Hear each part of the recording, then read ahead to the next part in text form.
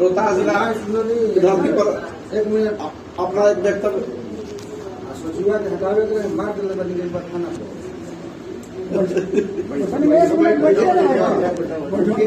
यहाँ के लोगों को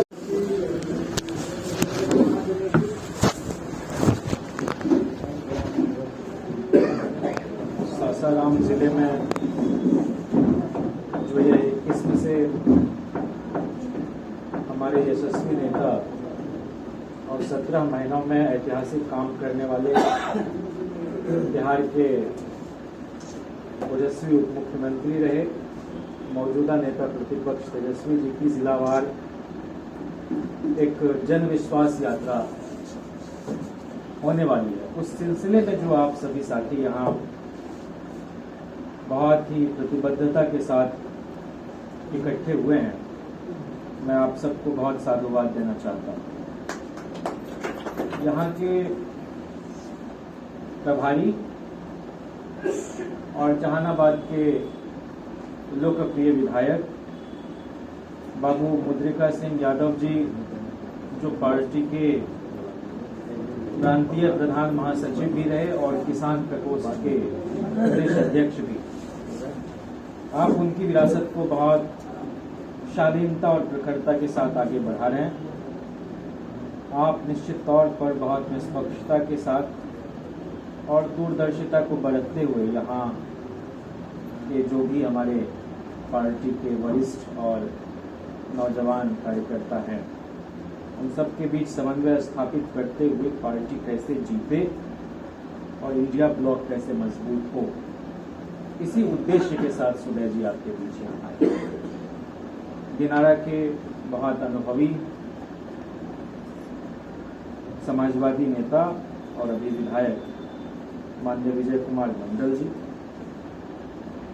यहाँ के पार्टी के पूर्व अध्यक्ष जी, मौजूदा अध्यक्ष जी, प्रधान महासचिव मुखिया जी, महिला विंग की अध्यक्षा, हमारे बहुत अपनेपन के साथ पार्टी पर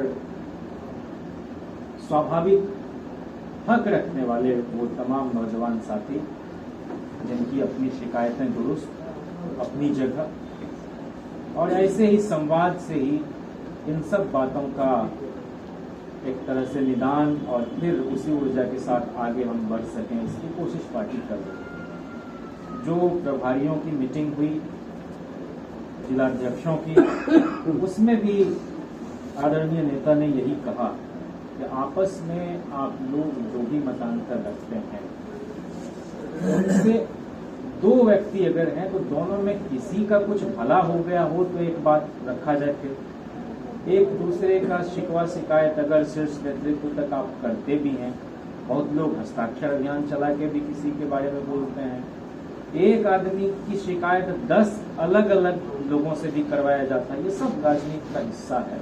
और संगठन में जब आप रखते हैं तो हर मेथड आदमी अपनाता है। लेकिन एक बार इंदिरा जी से उनके दादाजी मोतीलाल नेहरू जी ने कहा था कि दुनिया में 2 तरह के लोग होते हैं, एक जो खामोशी के साथ काम करते हुए आगे बढ़ते हैं, और दूसरी तरह के जो लोग होते हैं वो श्रेय लेने वाले होते हैं। तो दूसरी श्रेणी में बहुत मारामारी है, बहुत भीड़ भाड़ है, पहली श्रेणी में उतनी धक्का मुक्की नहीं है। तो तुम अपने आप को हमेशा पहली श्रेणी में रखना, अपना काम करते हो। हम लोगों के इलाके में कहते हैं कर्म भुआवल आधा आती। आप कर्म कर रहे हैं 17-18 साल से, रिजल्ट आपके अपेक्षा के अनुरूप नहीं हो रहा है, लेकिन आधा काम तो हो ही जाता है। राजनीति में तो MP MLA बनने की बहुत सीमित संख्या है ना, 250 से ज्यादा, बहुत बढ़ेगा तो 250 से ज्यादा लोग राज्यसभा नहीं जा सकते, 545 से ज्यादा लोकसभा नहीं जा सकते, बिहार में है तो 243 से ज्यादा लोग असेंबली में नहीं जाएंगे, 75 से ज्यादा काउंसिल में नहीं जाएंगे। लेकिन ऐसी सैकड़ों समानांतर संस्थाएं हैं जहां लोग समायोजित हो सकते हैं, होते रहें। और राजनीति में है तो एक सामाजिक प्रतिष्ठा तो ऐसे भी आपकी होती है, बाकी लोगों से आप डिफरेंट। सासाराम में अगर चार पार्टी प्रमुख पार्टी बिहार की है तो यही स्ट्रेंथ होगा हर पार्टी में कमोबेश। सासाराम की आबादी कितनी होगी? और मुश्किल से 200 लोग हर पार्टी में मिला के प्रमुख राजनीतिक कार्यकर्ता समाज सेवी होते हैं। आप तो सबसे मुख्तलिफ ऐसे भी दिखते हैं। और अभी सबसे बड़ी चुनौती यही है, और पिछले चुनावों से यह सबक लेते हुए मैं आपसे कह रहा हूं कि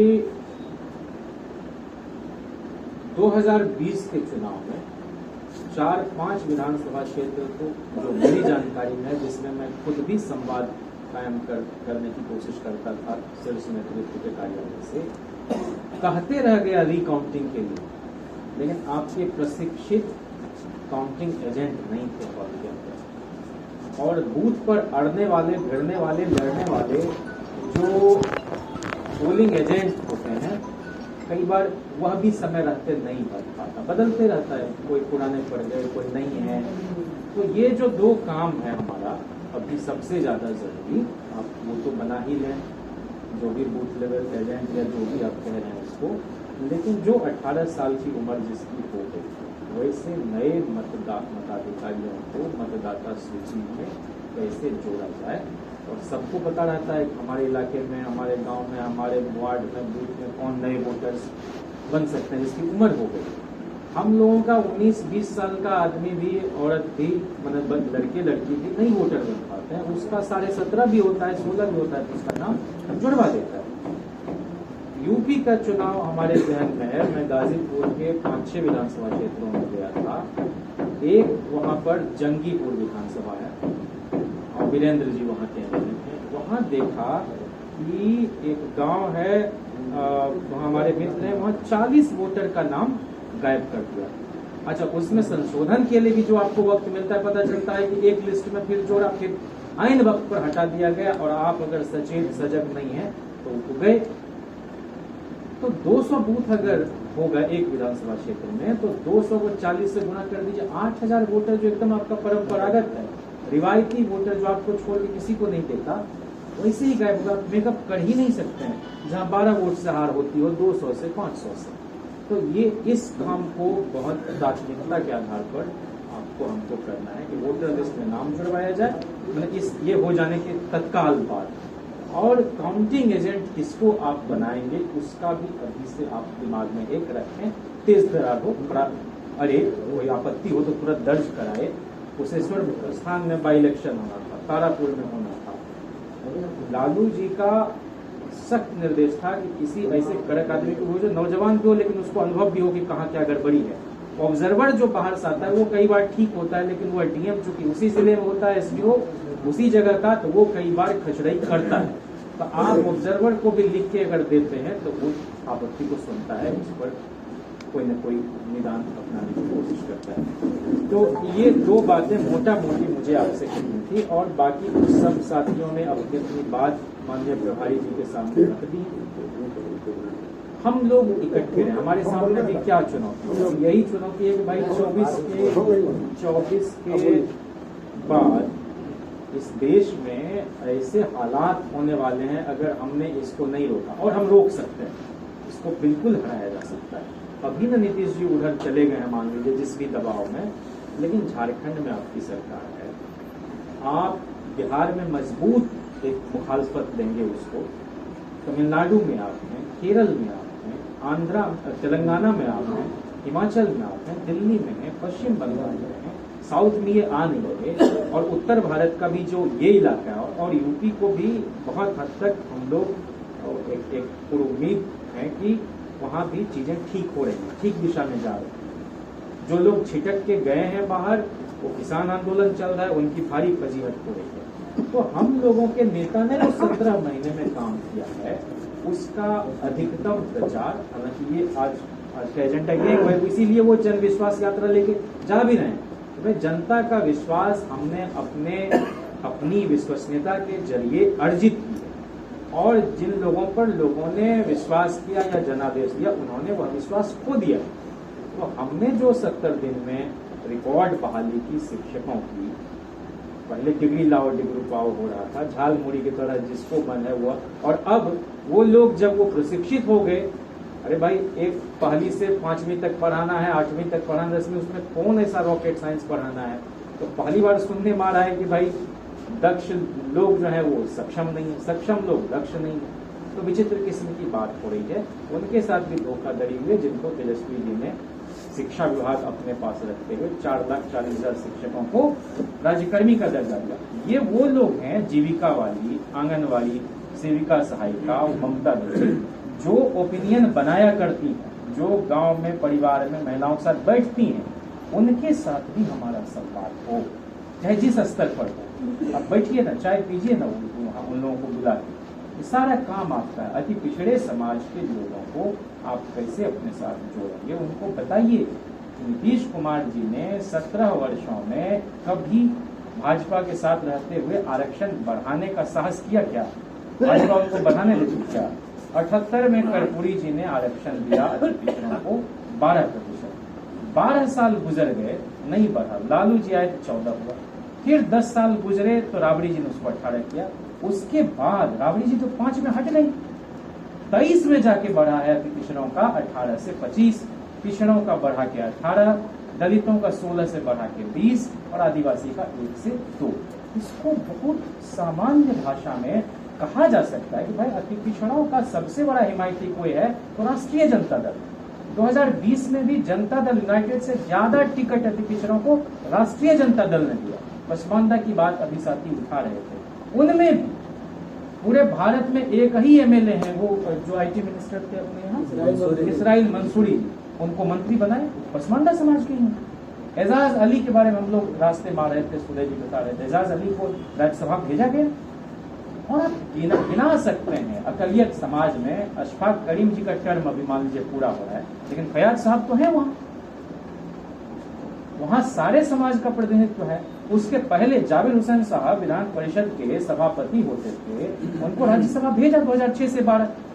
सबने अल्पसंख्यक आयोग का चेयरमैन वही रहे बहुत लंबे अरसे समय तक, लालू जी के राबड़ी जी के समय में सदन का खूबसूरती से संचालन करते थे।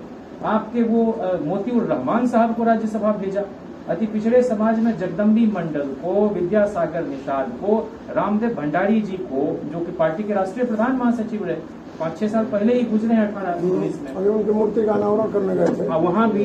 तो अभी खुद जो है उनके पुत्र एमएलए अति पिछड़े समाज के ही धनिकलाल मंडल जी के बेटे। तो आपको बताना है कि भाई हम लोगों के यहाँ जाति के आधार पर, मजहब के आधार पर कोई भेदभाव नहीं। लालू जी का सीधा मानना था कि हम सामाजिक न्याय के साथ राजनीतिक न्याय भी करेंगे, और उसका तकाजा यही है कि जो लोग विधानसभा का, लोकसभा का चुनाव जीत कर नहीं जाते हैं उनको हम उच्च सदन में भेजेंगे। और इसीलिए आपने देखा कि आप ही के इलाके में गड़रिया की आबादी बिहार में किस पॉकेट में, लेकिन रामकरण पाल को भेजा उन्होंने विधान परिषद, तकमा समाज के रविंद्र तांती जी को भेजा, हजाम समाज के आजाद गांधी को भेजा, वो हरिशंकर पंडित जी को भेजा, पुनेश्वर मंडल जी को भेजा, यूनुस लोहिया जी साधारण कार्यकर्ता उनको भेजा, खुर्शीद मोहसिन जी गुजर गए, कार्यकाल नहीं पूरा हुआ उनको भेजा, मुन्नी रजक जी को भेजा दलित समाज की। तो ब्रह्मानंद पासवान जी को मने जोगिया गाते थे, साधारण कार्यकर्ता थे, सांस्कृतिक न्याय उनमें आप देख सकते हैं, लोक रंग लोक चेतना प्रसन्न हुए, उनको भेजा। तो लालू प्रसाद जी ने तो हमेशा ये कोशिश की है कि हर समाज की प्रतिष्ठा कायम हो। और संगठन में भी भारत का इकलौता दल है राजद, जिसने 28% अति पिछड़ों को और 17% दलितों आदिवासियों को संगठन में आरक्षण दिया। दूसरा कोई दल राजद के पहले नहीं था। यूथ विंग में जरूर कांग्रेस में इस तरह की बात थी, फिर रायपुर अधिवेशन में उन्होंने कहा कि पार्टी के मेन विंग में लूंगा। तो जो साथी अलग अलग प्रकोष्ठ में काम किए हैं उनका समायोजन, उनकी प्रोन्नति मुख्य मेन विंग में भी हो, ये तो पार्टी का एक स्पष्ट निर्देश है ही। बाकी आप लोग आपस में एक डायलॉग करके, एक गुफ्तगू करके इसको आसानी से ये बात हो सकती है। ये कोई ऐसा मामला नहीं है जिसके लिए कि बहुत खफा हो के चुनावी साल है और ठीक 1 साल बाद विधानसभा चुनाव होना है। अरे पार्टी मजबूत रहेगी, आपके नेता मजबूत रहेंगे तो आप सब लोग उसमें मजबूत होंगे। पार्टी ही नहीं रहेगी तो फिर कैसे होगा। और आपने इतना लंबा सब्र रखा है, 15 साल 20 साल से अगर आप काम कर रहे हैं तो वो आखिरी वक्त में नहीं उसको डुबोना है उस नाव को, जब तक कि हासिल ना हो जाए। इस्लाम में हम लोग कहते हैं नाउमीदी कुफ्र है, नाउमीद नहीं होना है। लंबी है गम की शाम मगर शाम ही तो है, खाली कहने के लिए नहीं। हम लोग और आपकी भावना से तमाम साथियों की भावना से, महिला साथियों की, बुजुर्ग हम लोगों के अभिभावक हैं, सबकी भावना को प्रभावी वहां तक कम्युनिकेट करेंगे, प्रेषित करेंगे। लेकिन इस बात को जरूर प्रचारित करना है कि हम लोग सरकार में आए तो राजद के पास जो जो महकमा था, तेजस्वी जी खुद पर्यटन विभाग चला रहे थे, पर्यटन नीति लाए, IT मिनिस्टर थे वही मंसूरी जी, इसराइल मंसूरी जी, नई IT पॉलिसी लाए, उसका वो इतना नहीं समझेगा लोग। आप कहिए कि जो कंपनी बाहर से आएगी, हम लोगों ने ये व्यवस्था किया कि 1000 बिहारियों को अगर वो नौकरी पर रखेगी तो उसको सारी सुविधाएं सब्सिडी से लेके जमीन और तमाम हम रियायती दर पर उनको मुहैया कराएंगे। इसके पहले कहाँ ये सारी नीति थी? कहना है कि नीतीश जी मजाक उड़ाते थे कि पिता के घर से पैसा ला के देगा, हमने किया। और इससे ज्यादा बड़ी बात कि इन लोगों के मन में खोट था। तेजस्वी जी ने पब्लिक हेल्थ कार्डर को और अन्य नए 1,35,000 पोस्ट क्रिएट किए स्वास्थ्य विभाग में। तो जब भी कहते थे नीतीश जी को कि इसको कर दिया जाए, अच्छा समय पर करेंगे, समय आने दीजिए, करेंगे। समय क्या आने दें, चुनाव पहले करेंगे। और भाई उनके मन में खोट था, खोट नहीं रहता तो पहले ये काम हो गया होता। आलोक मेहता जी के पास राजस्व और भूमि सुधार विभाग था, तो 3 से 5 डिसमिल भूमिहीनों को, जो लालू जी कहते छोट का राज होगा, वोट का राज होगा तो छोट का राज, तो आज भी रोटी कपड़ा मकान ही बुनियादी जरूरियात हैं। तो 3 से 5 डिसमिल जमीन देने का फैसला हुआ। जो आवास बनाने के लिए जो पैसे दिए जाते थे उसको बढ़ाया गया। और एक आखिरी बात कि 1931 के बाद पूरे देश में ही कोई जातिवार जनगणना नहीं थी, कोई आंकड़े ही नहीं है, और हम लोग A to Z कहते हैं, तो उसका क्या मतलब है? इसका भी कई बार मिस इंटरप्रिटेशन हो रहा है कि नहीं हम लोग अपने मूल धन को गंवा रहे हैं या उससे भटक नहीं। A के पास से कुछ नहीं जाएगा, Z जिनके पास कुछ नहीं उनके पास कुछ आए, यही हमारा सिद्धांत और यही हमारा दर्शन है। तो जो भी गरीब परिवार 94.33 लाख चिन्हित हुए जातिवार जनगणना माने जाति आधारित गणना के बाद, बिना किसी मजहब और जाति का उसमें कोई विभेद किए हुए सबको 2-2 लाख रुपये 65-66 एक सूची बनाई। ये काम में रोजगार मिल सकता है। तो स्वरोजगार के लिए बिहार सरकार ने 1250 करोड़ रुपया आवंटित किए और उसमें पैसे वापस नहीं लेगी सरकार। आप लगाइए, हो सकता है घाटा हो जाए उस रोजगार में, हो सकता है मुनाफा हो जाए, लेकिन ये सब काम तेजस्वी जी के रखते हुए हुआ। तालीमी मरकज हो, टोला सेवक हो, बाकी लोगों का मानदेय बढ़ाने की बात हो, सेविका, सहायिका, आंगनबाड़ी का, ये सब तो वायदे थे हम लोगों के घोषणा पत्र में। तो पहली बार घोषणा पत्र की जो प्रतिष्ठा खत्म हो गई थी, जो चौक चौराहे, चाय की दुकान, बस स्टैंड, पान की दुकान पर लोग हर पार्टी का मैनिफेस्टो रखता था और कहता था फलाना ने ये वादा किया, तो लोग पूछते थे कितना पूरा किया आपने, आपके नेता ने, आपको तो आप ये फख्र होगा सबको ना, तो हम लोगों के नेता ने जो कहा वो किया। अभी बता रहे थे साथी कि किसी की कोई गैर जरूरी टिप्पणी हो गई, एक विधायक उधर चले गए, नहीं करना। ये इस टीका टिप्पणी से हम लोग सामाजिक सद्भाव को कायम कर, आप सीधा अपने नेता की लाइन देखिए वो क्या कह रहे हैं। एक बार भी नीतीश जी के बारे में भी कोई ऊंची टिप्पणी उन्होंने की नहीं की। जो विधायक चले गए उस पाले में उनको कोसा नहीं कोसा। तो हम आप क्यों इतना उत्तेजित और उद्वेलित हो जाते हैं? और मैंने आनंद मोहन राजपूतों के कर्पूरी छात्र हैं क्या? अरे भाई, राजपूतों के नायक अर्जुन सिंह होंगे, VP सिंह हैं, बुद्ध हैं। वैसे ही यादवों में भी जो बहुत ही बदनाम लोग हैं वो यादव का प्रतिनिधित्व मैंने उसका नुमाइंदा हो जाएगा क्या? बेकार की बात है। इसलिए कास्ट प्राइड को नहीं, अरे जाति में आग लगाओ, जमात बनाओ, और जब जमात भी बन जाए तो इंसान बन जाए। यही लड़ाई है। क्या क्या नहीं सुना VP सिंह जी ने? VP सिंह से बड़ा इस देश में राजनीति को, पूरे व्याकरण को बदल देने वाला कोई आदमी नहीं हो। 5 साल तक प्रधानमंत्री रह सकते थे, 11 महीने में भी फिर ऐतिहासिक काम को किया जा सकता है, इस बात को साबित किया उन्होंने। और 96 में दोबारा उनके पास मौका आया, नहीं स्वीकार किया। कौन हो? एक मुखिया का चुनाव लड़ जाता है, मेयर है जो डिप्टी मेयर का चुनाव लड़ जाता है, और हम 2-3 अपने पार्टी के विधायक को जानते हैं, अपनी पत्नी को जिला परिषद लड़वा देता है, मुखिया हार जाता है, जमानत जब्त हो जाती है। भाई आप इस राज्य के सबसे बड़े पंचायत के सदस्य हो गए हैं, उसके बाद भी सारा पद आपको मैंने क्या, इसमें पढ़ना क्यों है आपको? यह भी रिएक्शन का एक कारण है।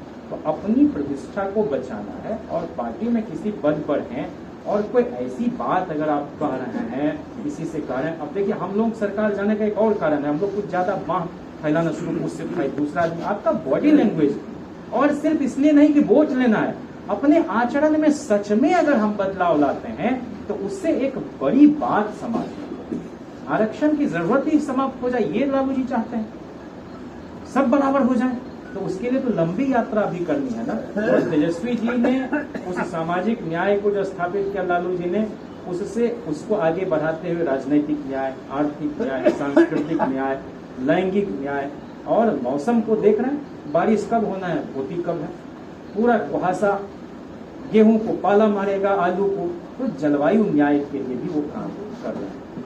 पूरे वैश्विक परिदृश्य में आपके नेता आज कोई उम्र ही उनकी क्या हुई, 33-34 साल, आगामी 30-40 वर्षों तक इसी शालीनता और प्रखरता के साथ वो इस देश की राजनीति को प्रभावित करने जा रहे हैं। और वो मजबूत रहेंगे तो हम सब, आप सब मजबूत हो रहेंगे। 3 पीढ़ी की बात अभी गिनाई। अपना उदाहरण देना बहुत खराब माना जाता है, लेकिन मैं आपसे कहूँ कि हमारे एक रिश्तेदार थे, जयप्रकाश जी का आंदोलन चल रहा था, मेरे पिताजी बीजे कॉलेज मुंगेर में पढ़ते थे, रिश्तेदार का नाम चबुक्की जी, पुलिस का विरोध करते टेलीफोन का तार वो लोग काट रहे थे। जेपी ने आह्वान कर दिया कि भाई अंतरात्मा की आवाज सुनो, सेना तक को कह दिया नाफरमानी करने के लिए। तो बहुत लोगों ने अपनी परीक्षा साल भर के लिए छोड़ दी। उसी में पुलिस की गोली के वो शिकार हो गए। मुंगेर आईबी में जयप्रकाश जी मिलने आए थे, चबुक्की जी रो रहे थे, कहा कि आपका बेटा देश हित में शहीद हुआ है और हम सब लोग आपका ख्याल रखेंगे, आपके जैसे लोगों का ख्याल रखेंगे। और आप देखिए कि तीसरी पीढ़ी थी वो।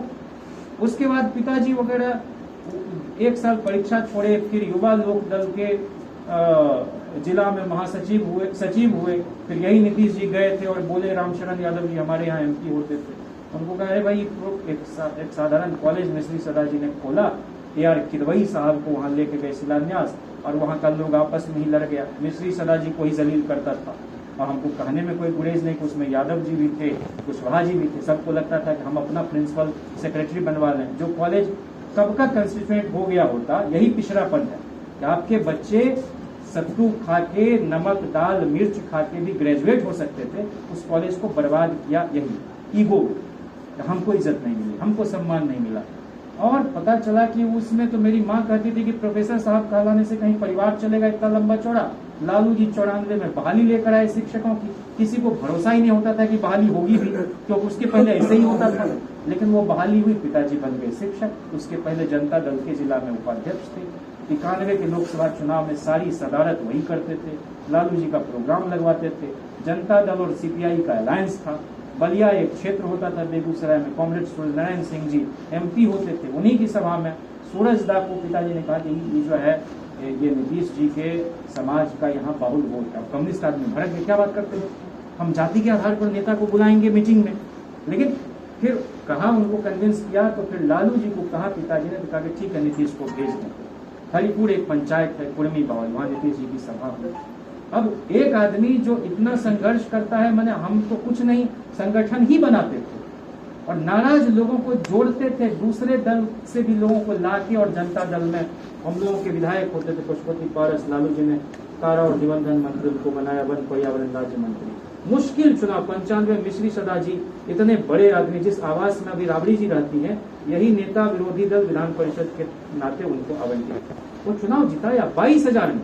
और लालू जी जो हर विधानसभा क्षेत्र में पैसे भिजवाते थे, क्योंकि ये सारी बातें मैंने सुनी है इसलिए ये बात मैं आपसे साझा करना चाहता हूँ।